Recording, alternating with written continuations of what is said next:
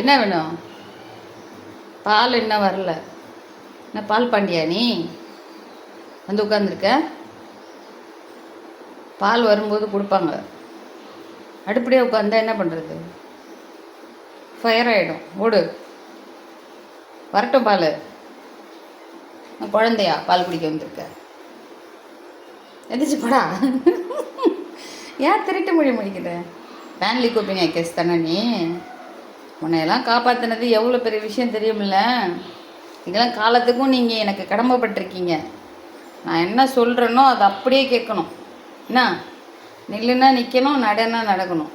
உன் உயிரை வந்து நான் தான் காப்பாற்றிருக்கேன். என்ன எதுவுமே ரியாக்ஷன் இல்லாமல் உட்காந்துருக்கான்?